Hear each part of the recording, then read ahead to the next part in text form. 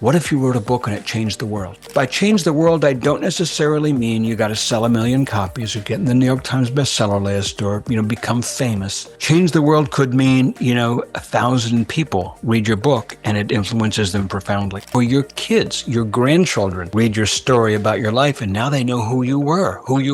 How do you write a person who's suffering from cancer, who's dying when you haven't experienced that? How do you write a gay person if you're straight, a straight person if you're gay? How do you write outside of your experience set? To me, empathy is the number one skill set, characteristic set for an effective writer. You gotta be a reader. Know your characters like they're yourself.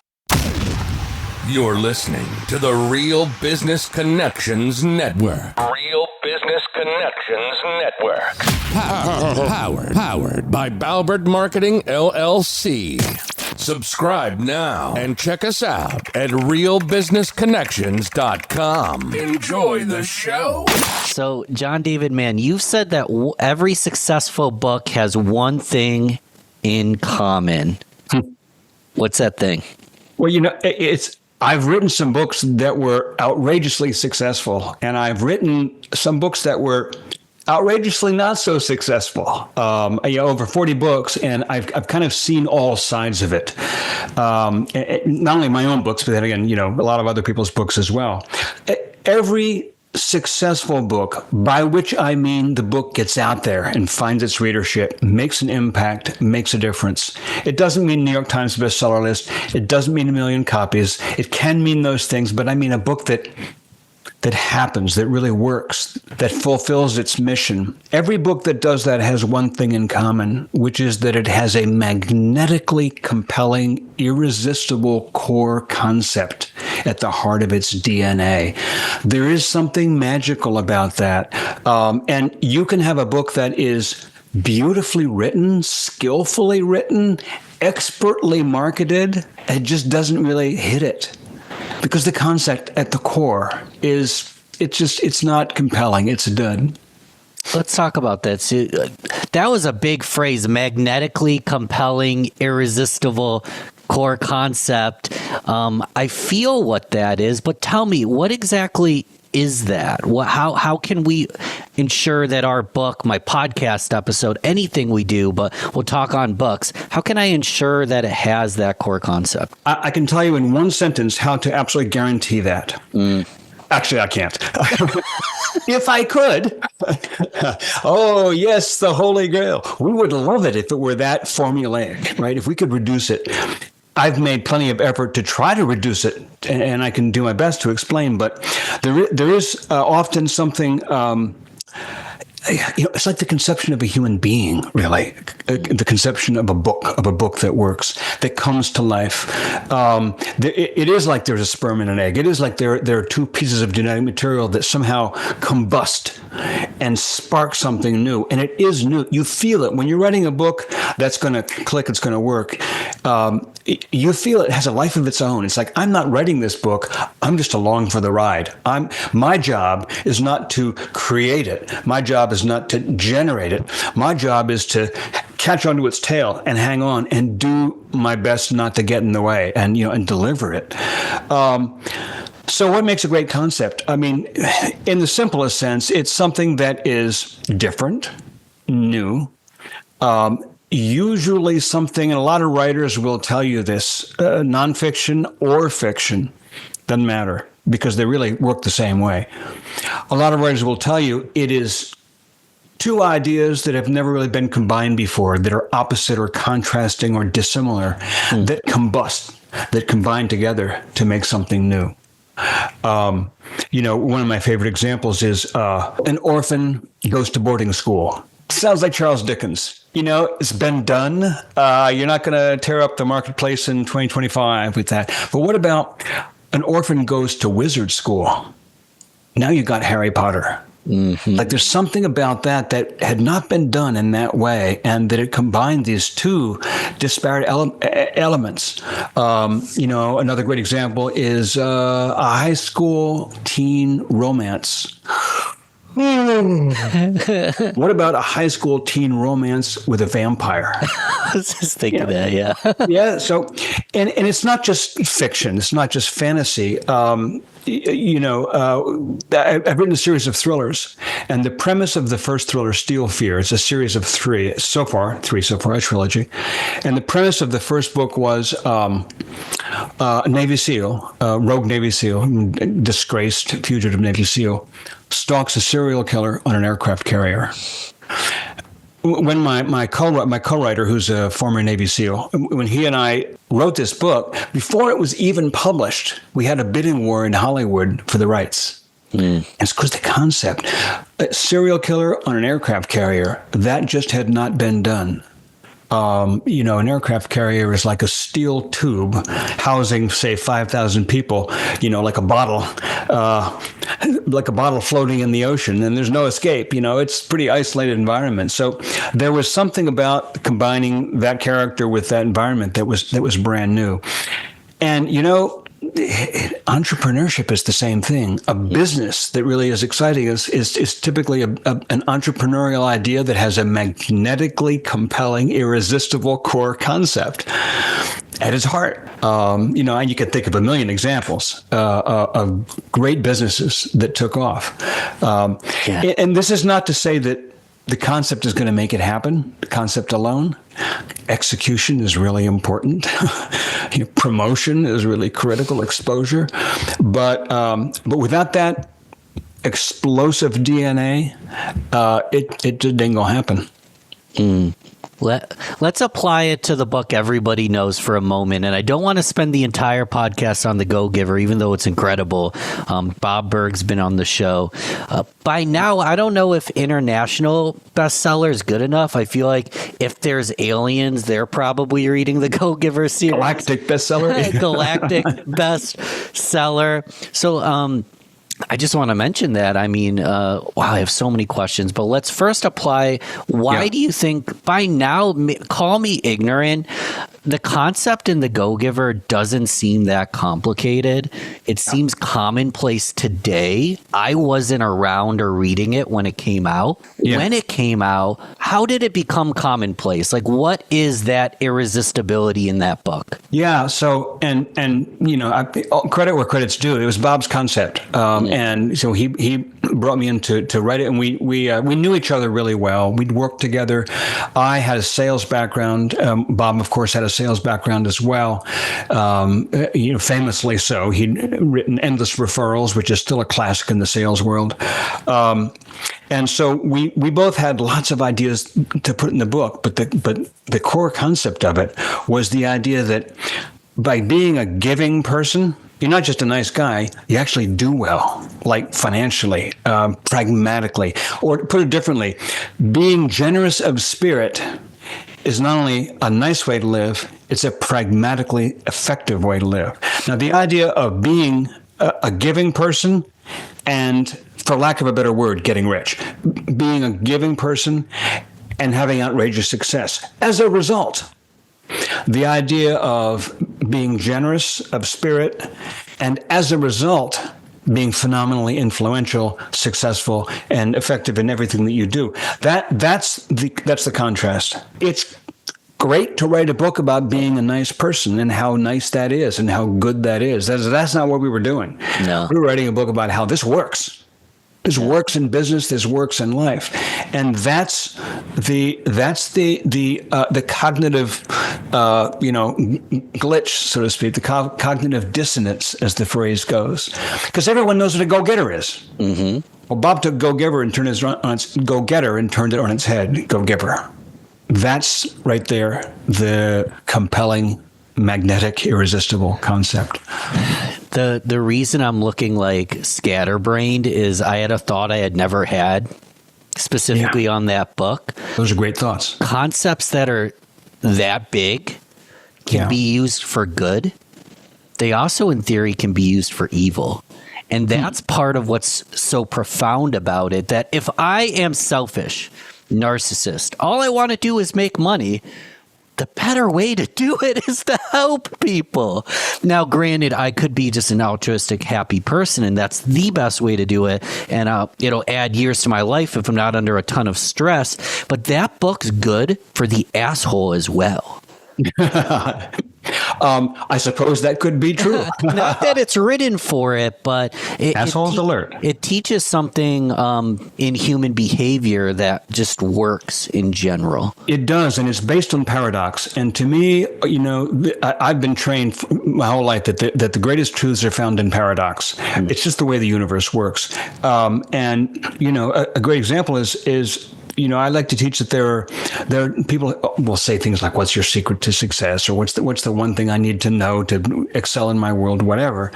And I like to say that there's two things. One is that nobody knows you as well as you know yourself. Nobody knows best what you should do, but you yourself. And the other thing is, except for the rest of the universe, because there are always people in your life who actually know more than you do about what it is you're trying to do.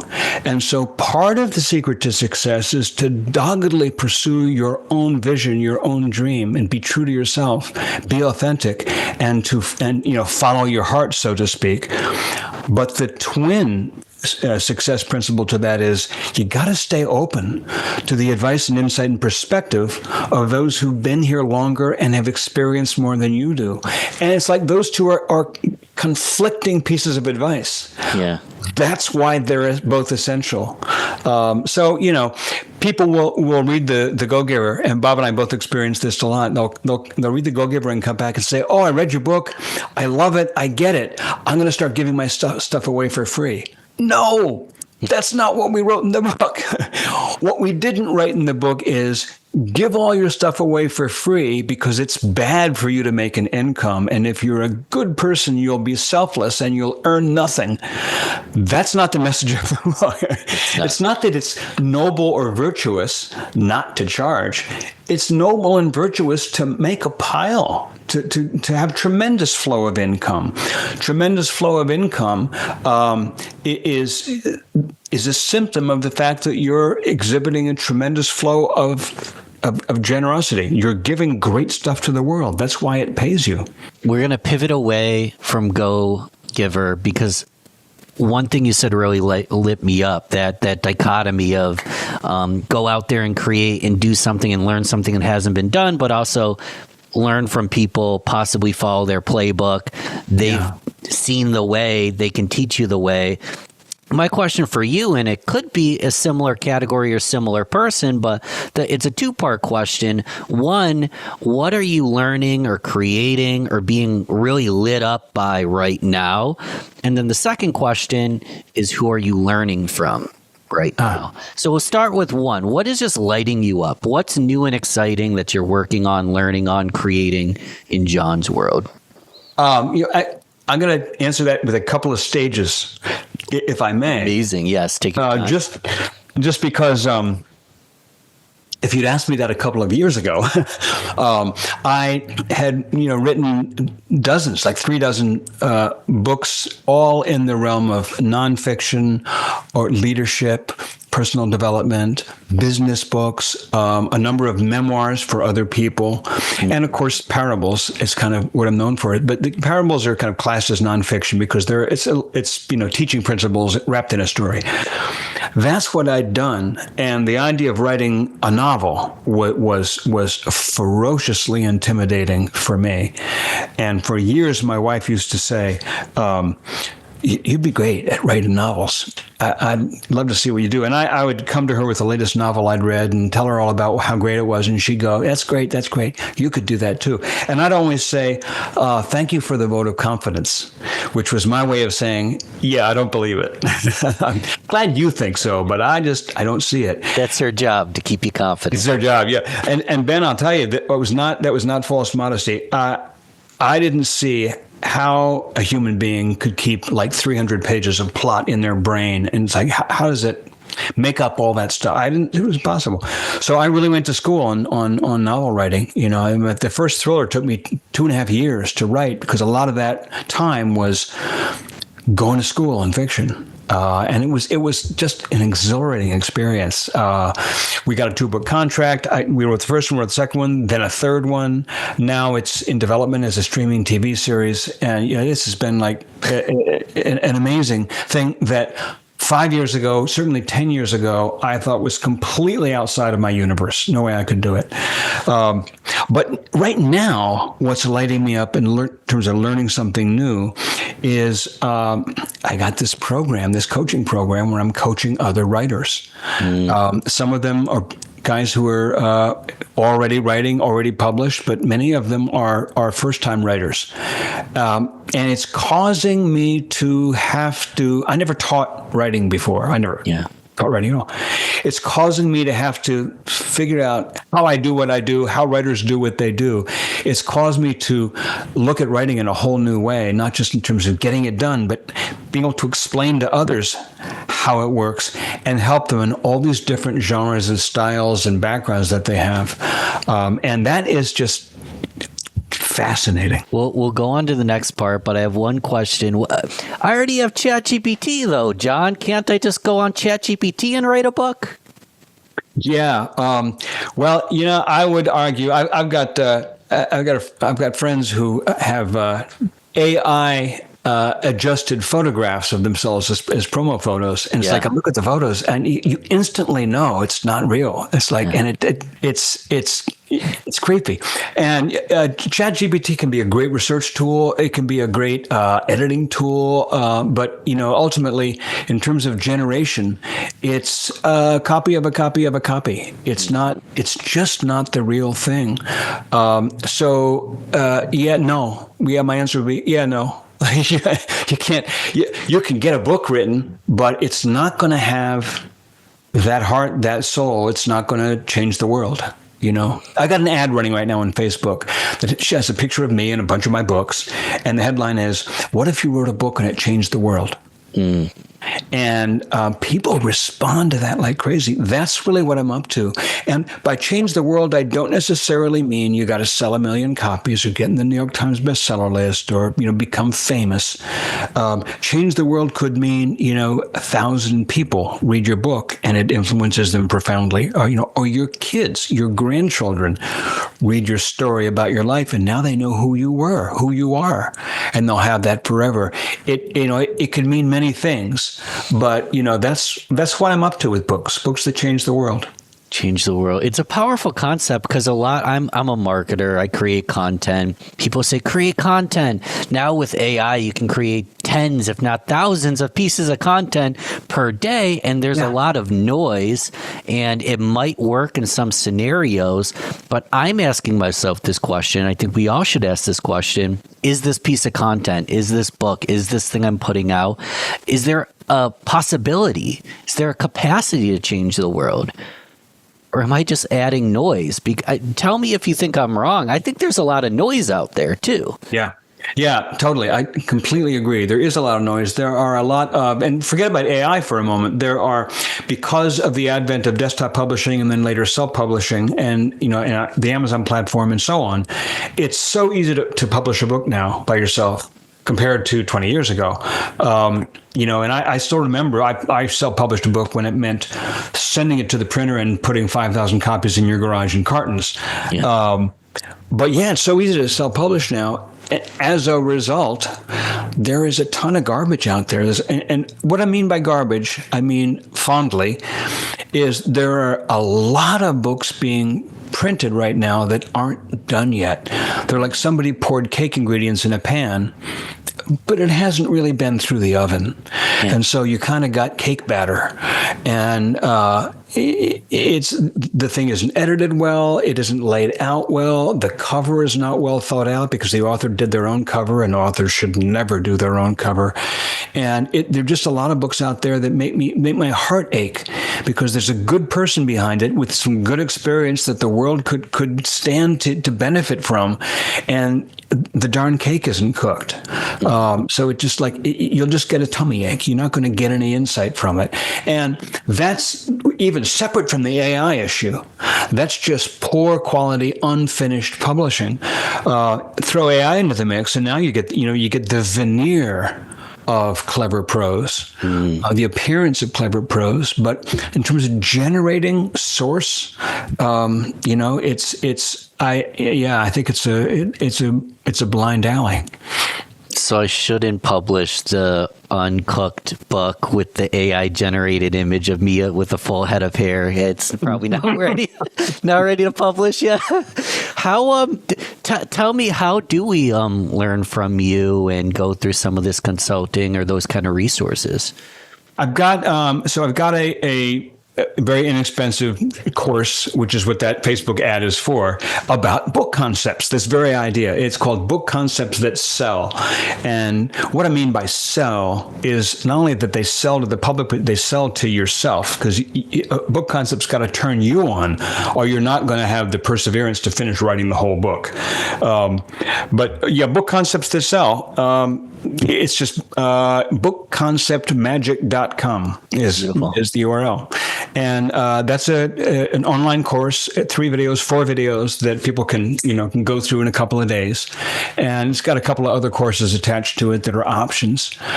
Now, I also have a year-long coaching program, which is a much more serious investment. And I got anywhere from a dozen to 2 dozen people going through that at any given time. Memoir, nonfiction, business books, novels, science fiction, parables, everything. Any kind of book that could be written, I got somebody in there writing it. Wow. And that's a blast. Wow. You said bookmagicconcept.com? Bookconceptmagic.com. I flipped it in my head. That's why there's show notes, guys. Go to the description. I asked you a 2-part question. We only got through the first part because I could talk to you all day. The second part is, who are you learning from? Who's giving you a template, concepts that you're treating as gospel right now? Like, what are you learning right now? Who are you learning from? There's really 3 answers to that. One is I love to read. I try to read the very, very best in fiction that I can put my fingers on in all kinds of genres. And I'm constantly reading from great writers. I love mysteries, and crime fiction is kind of my genre at the moment. So I learned from people like Tana French and Kate Atkinson and Robert Crace and all the best crime writers out there. But I'm also learning from my students, from my coaching students. And that is just such an interesting thing, because they may be farther behind on the road that I'm on, but they're it's a circular road. So in some ways they're ahead of me. I mean, and they're all unique people with their own life experiences. So they learn from me. I learn from them. We learn from each other. It's a great mutual learning environment. And I'm also studying right now marketing, actually the marketing of books, because I'll be honest with you, Ben, it's my weakness, my weak limb. All my writing career, my business model has been, I'm the guy that writes the book, and I'll partner with you, and you're the guy who markets him. And when I teamed up with Bob Berg, it was a very successful partnership, because Bob is really, really fantastic at that. He's a great online presence. He's a great social media presence. He's a great speaker, and he's been absolutely dedicated and devoted to the Go-Giver message. So that's worked out really well. But I've finally, I had the truth hammered home that, it doesn't really work to say, I don't need to know about marketing. It's kind of like saying, I don't need to exercise, or I don't need to brush my teeth. No, you know what? If you're producing a book, you're an entrepreneur. Every author is an entrepreneur. And every entrepreneur has to understand something about how they get in front of their market, how they connect with their readership in this case. So I'm studying with some of the masters of Facebook marketing for authors. And that's, it's a whole new area for me, and it's fascinating and challenging and difficult and rewarding. It's new, that's for sure. Talk about the partnership process in that learning process. You mentioned Bob, and you clarify this for me. So out of how many books have you written? Over 40, right? Yeah. And out of those over 40, 99%. I mean, I've only written 2 or 3 books purely by myself. I'm working on a novel right now. So that was my question. So every other book has been a partnership. 98 to 98% has been a partnership. Yep. Why? probably 96% if I do the numbers. Anyway. Yeah, I was doing the numbers. I gave you 98. I'm like, Yeah, 99 doesn't sound like that's it's right. 49 out of 50. I haven't written 50 books, but it's pretty close to that. It's called 96%. I fell into it. Yeah. It wasn't intentional. It wasn't a plan. I fell into it because I was an editor. I did a lot of editing of other people's stuff, and I did some layout and covers, and so I was kind of very involved in the world of publishing as a production person. But when I began writing books, I knew a bunch of people who had great material, but didn't fully have the set of chops to deliver it. And in the case of Bob, we both had material from our years. I'd done a decade's worth of newsletters and stuff for my team, and Bob had done the same, and he had his book. And so we made a partnership. He said, "Tell you what, make you a deal. You write the book, I'll market the book." And I said, "Shake." And we didn't have a contract on paper. You probably didn't know what was to come. We still don't have a contract on paper. We just did it as on a handshake. And I've done a similar thing with a dozen other authors. My friend Brandon Webb, the Navy SEAL. Brandon and I have written 10 books together, or 9 books together. And it's the same deal.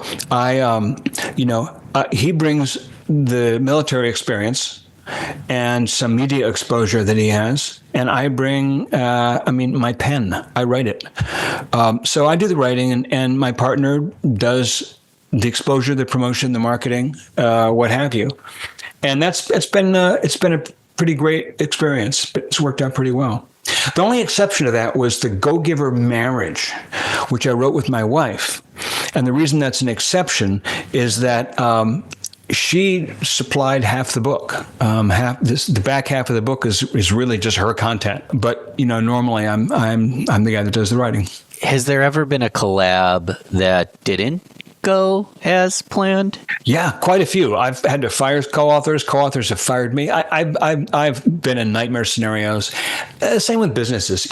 Writing a book is exactly like being an entrepreneur. In fact, it is being an entrepreneur. You're not creating a retail establishment or an online business. You're creating a book, but a book is a business. There's investment, there's production, there's marketing, there's consumption. It's a business. So I have had book partnerships blow up in my face. I've had some that I felt weren't working out, and I've had to pull the plug. And I've had some that that were proposals, possibilities, but that I didn't jump into because I didn't click.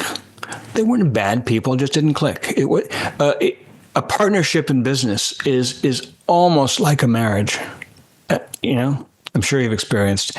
It's like you're going to be spending a lot of time with this person and going through a lot of challenges and unexpected hardships and stuff with this person. You're going to have to be resourceful together. You're going to have to persevere together. You better click. Bob and I have always, clicked like peas and carrots. So let's talk about some red flags and then green lights. We'll start with the red flags because it's always spicy to talk about what not to do or what a red flag looks like. You don't have to say anyone's names or give too detail. It's up to you, but what would a red flag be that probably this partnership, this collab, this co-writer, it's not going to work out? A very simple red flag is if on a fundamental level, I feel like our values just don't mesh.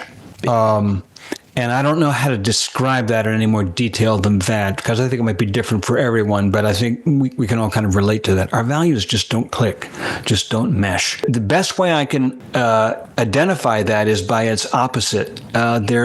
When first time I ever got on the phone with Brandon Webb, we couldn't come from more different backgrounds. Navy SEAL sniper instructor and a cellist. Yeah, couldn't have more different backgrounds, couldn't have more different everything, but we clicked on our dedication to excellence, on transparency, on a whole bunch of things. We just clicked. We liked each other. And that's really, really important. There's got to be chemistry, and our values have to mesh. For me, a big red flag, and I'll be really honest about this, is if I feel that the other person doesn't respect my skill set. like they are challenging. They don't, if I write something, I think it should be written differently. I'm always open to suggestions. Bob Berg is a great one. We go through it. I'll write 2 or 3 chapters, send it to him, and he'll go through it and he'll point out like 6, 7, 8, 10, 12 details. He wonders about this word. He wonders about that sentence. Should we do this a little bit more? And he's always right on target, but it's always within the context of he has complete respect for what I've done. Yeah. And mostly doesn't want to change a thing, just a few little, and that's great. I had the same experience with David Bach, the finance guy. Smart women finish rich, and the automatic millionaire. Brilliant guy. My God, this guy knows his material, knows his content. He's just brilliant. He had a ton to say when we wrote The Latte Factor together. I brought a story premise. And he said, it didn't work. This character didn't work. This didn't work. That didn't work. And it's like, he's right. But once I started writing, he was like, you're the man. You're the dude. You got that handled. There needs to be a basic level of respect for each person's area of expertise.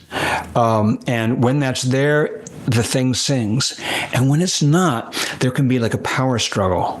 It can be subtle, but I don't have time for that. None of us have years for that working in a power struggle like that. If someone's ego is involved in the power struggle, I'm out the door. It's not what I'm here for. Love this. Any other green lights that we missed? You mentioned alignment of values, trust on capacity, communication. Yes. A green light for me, frankly, I want to know that person has the capacity to reach a marketplace. Like they got to have some serious marketing chops, an existing audience, an existing platform, as they say in the publishing world.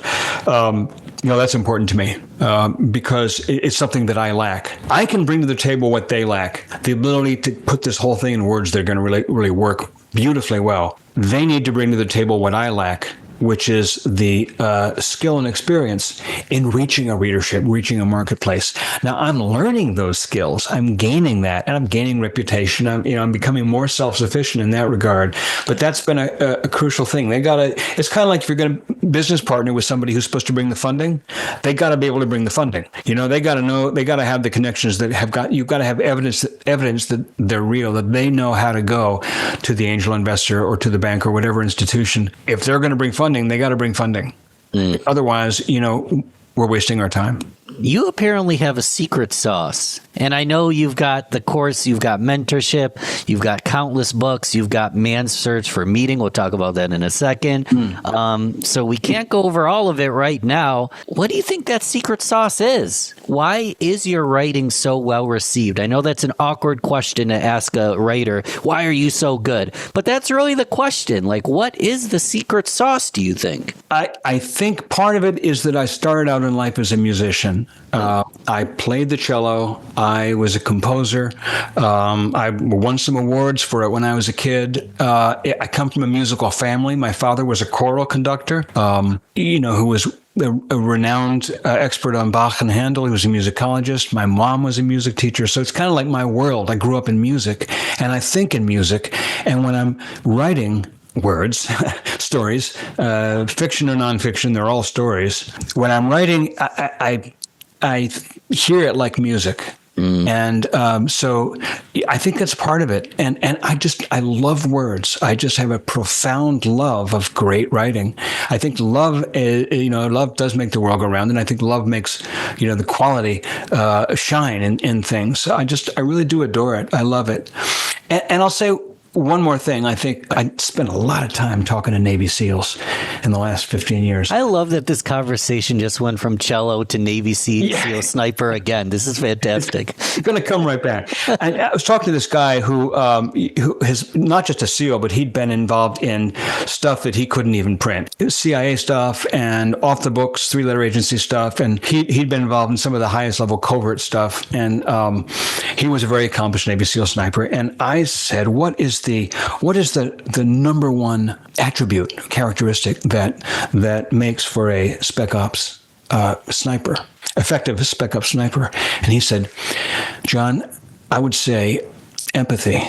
And I was not expecting that. A sniper is not a marksman. I mean, yes, they're a marksman, but snipers don't shoot much. There's not a lot. Typically, what a sniper really is an intelligence asset. They're a surveillance and forward operator.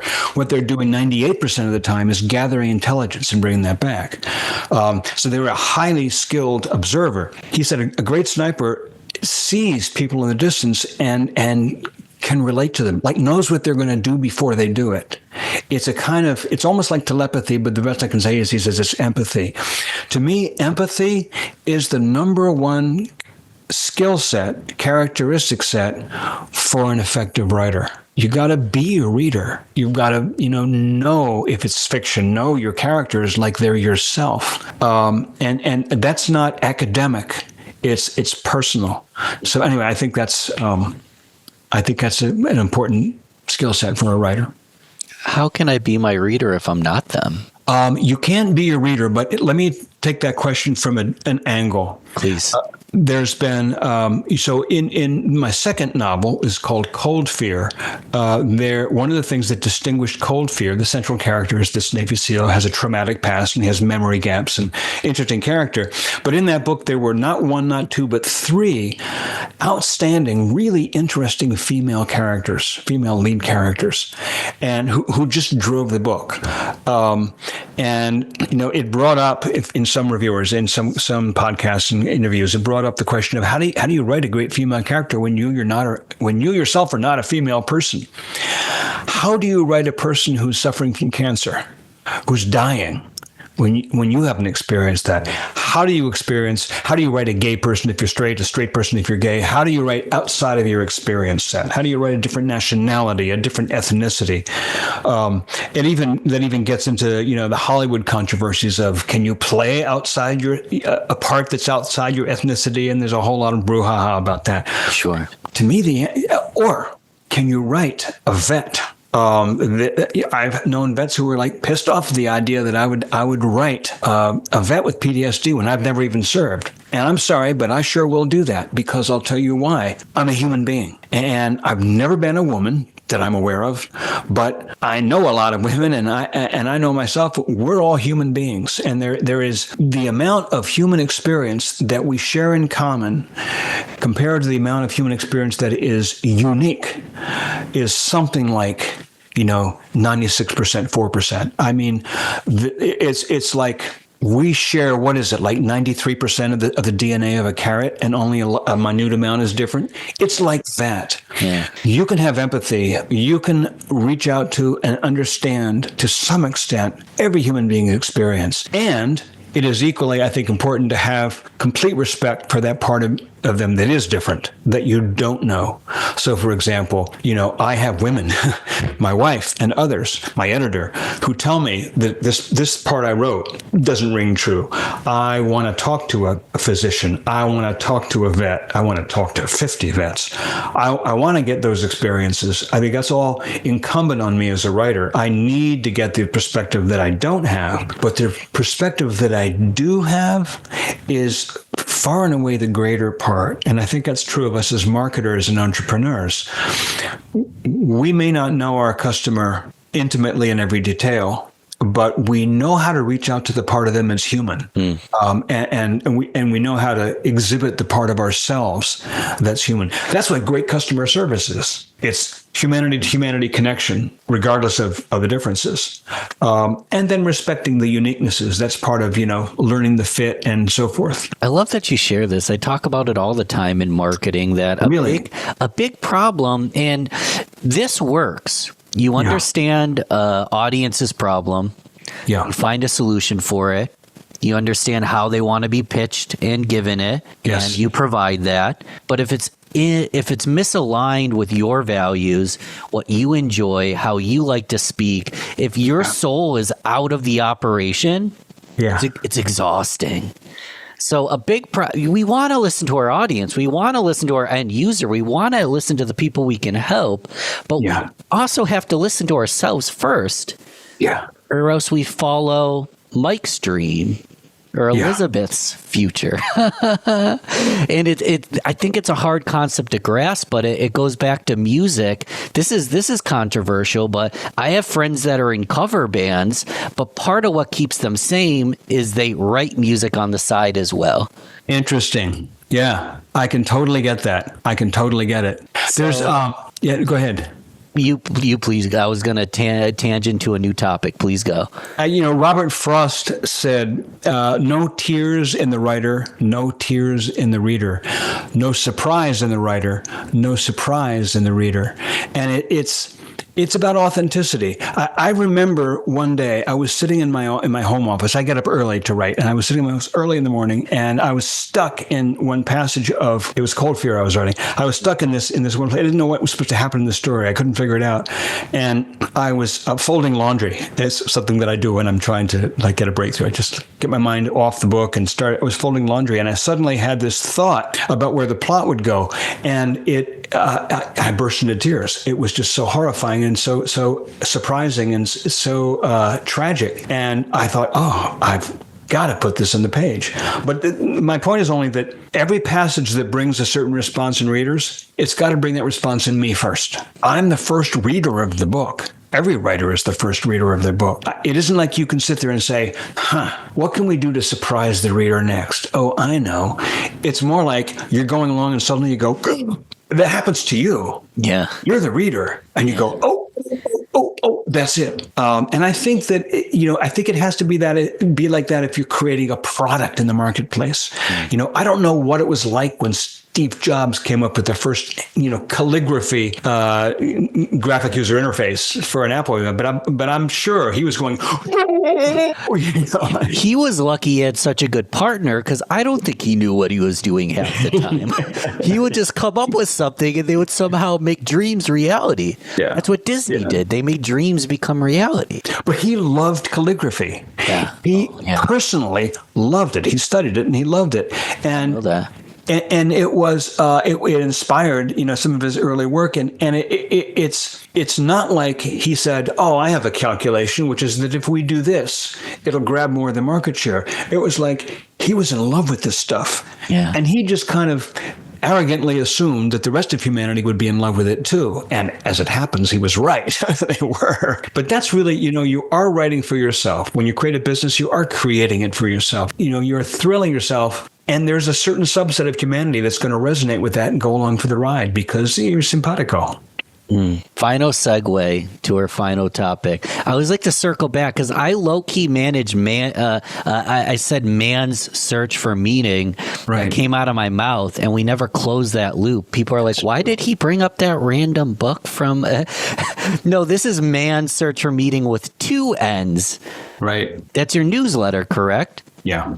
Do you talk about these kind of things in the newsletter? What can we get out of that newsletter? Yeah. So I have this topic that I love to write about and talk about, and it is the topic of how writing a book is very much like living a life.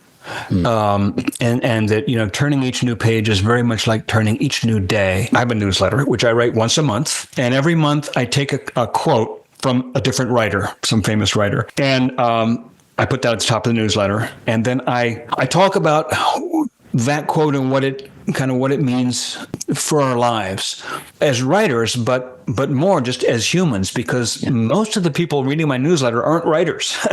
They're just people. Probably a lot of them are entrepreneurs or self-made business people or what have you. But it's just small subset of writers, mostly are not. I write about writing, but really it's as a metaphor for writing our life, creating our life, living our life. This last month, this current month, I think the quote was from John Barth. It was everyone is necessarily the hero of their own life story. And so I wrote about what that means. And then at the end of the newsletter, I give a sort of profile of that writer, tell you a little bit about who they were, where they came from, and what impact they had in the world. And that's really fun for me because I don't know all these writers when I go into it. So I didn't know much about John Barth.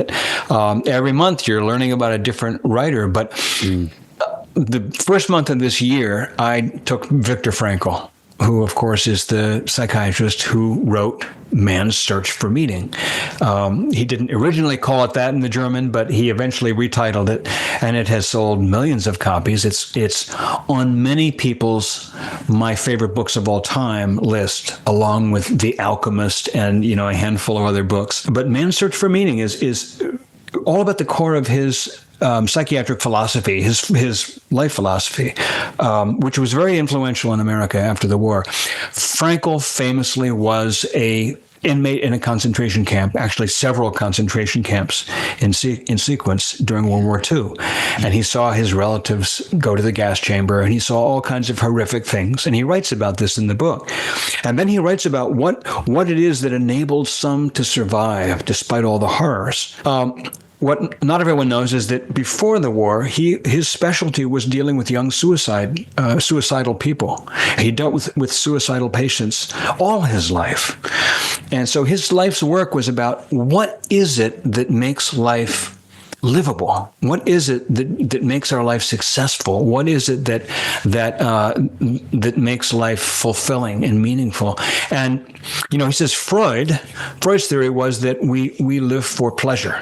Adler's philosophy was that we live for power, like standing in the world. And he called himself the third Vienna school, which is he said he believes that we live our lives guided by a search for meaning, something of meaning, and that we can put up with anything and live through anything and survive anything if we're able to find the meaning that is meaningful in our lives. That can be something like a huge mission to save the world, change the world. It can be a relationship with one other person. It varies.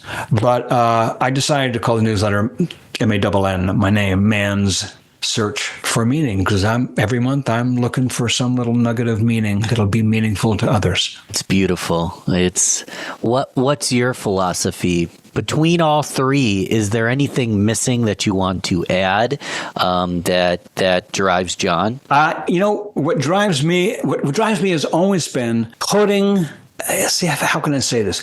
Putting complicated things into simple words for the purpose of giving people insight, helping people arrive at new insight, new meaning, new depth of clarity and understanding about their own lives. It's something I've always just loved to do. And that's what I love about writing is I love being able to put something on paper and knowing that and seeing people go, I read that and it went, oh, I got something for the first time. Yeah.